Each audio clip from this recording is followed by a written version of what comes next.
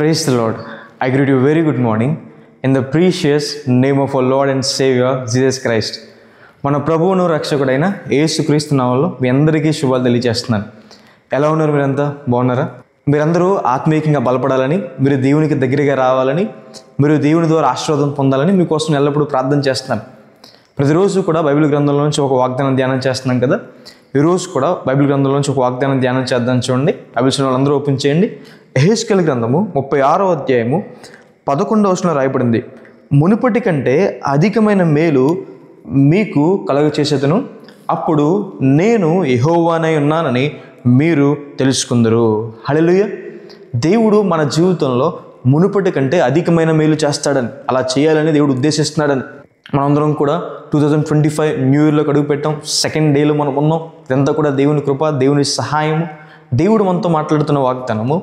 దేవుడు మన జీవితంలో మునుపటి కంటే అధికమైన మేలు చేయాలనుకుంటున్నారండి. నిజమే, గత సంవత్సరంలో దేవుడు మన జీవితంలో అనేకమైన మేలు చేశారు.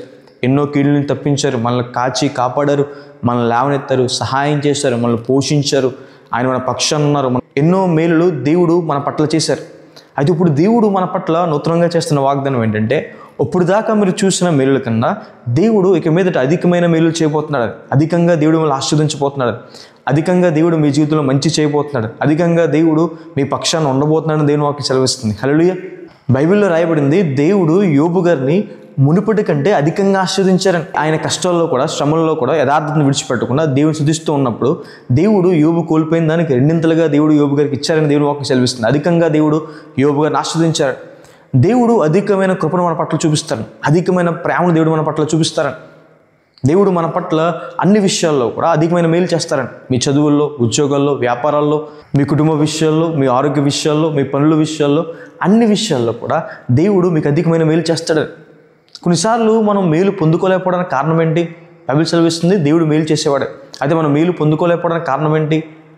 దేవుడికి మనకి మధ్య ఉన్న పాపం మనకి దేవునికి మధ్య అడ్డుగోడలు ఉండిపోయిందని.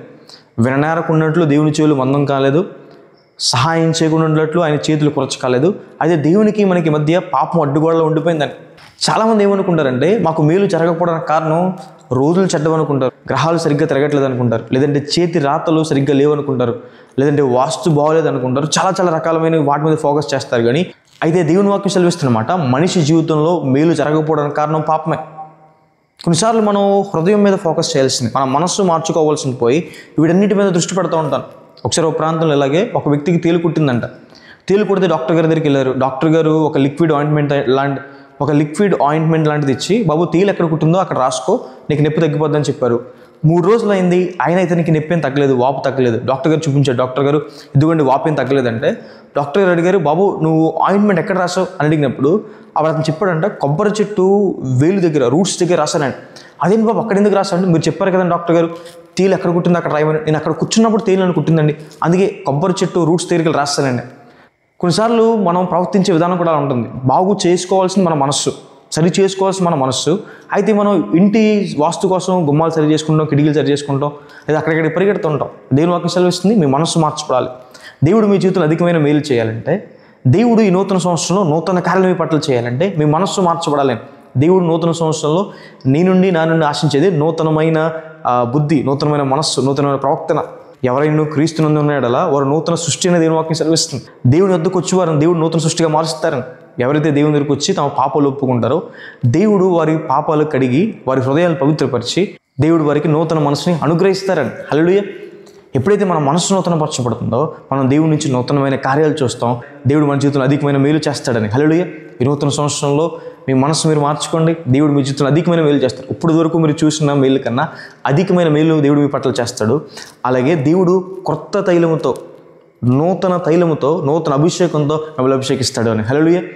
మీరు దేవుని కోసం ప్రతి చోట సాక్షులుగా జీవించినట్లు, ప్రతిసారి అబద్ధాల్లో, మోసంలో, పాపంలో, అక్రమంలో పడిపోకుండా ప్రతి చోట, మందిరంలో, కుటుంబంలో, పని చేసే చోట దేవుని కోసం సాక్షిగా బ్రతుకులాగున దేవుడు నూతనమైన అభిషేకాన్ని మీకు ఇస్తాడని.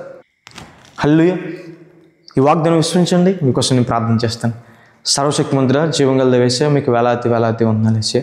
ఈరోజు ఈ వాగ్దానం ద్వారా మాతో మాట్లాడినందుకు మీకు వందనాలు యేసయ్య. మీరు ఇప్పటివరకు మా జీవితంలో ఎన్నో మేలు చేశారు, ఎన్నో గొప్ప కార్యాలు చేశారు. మీరు సెలవిచ్చారు కదా ప్రభువా, ఇక మీదట ఇంకా మేలు చేస్తాను, మునుపటి కంటే అధికమైన మేలు చేస్తాను వాగ్దానం చేసిన దేవా మీకు వందనాలు. మీరు మంచి దేవుడయ్యా, మా పట్ల మంచి కార్యాలు చేసే దేవుడయ్యా, మీకు వేలాది వందనాలు యేసయ్యా.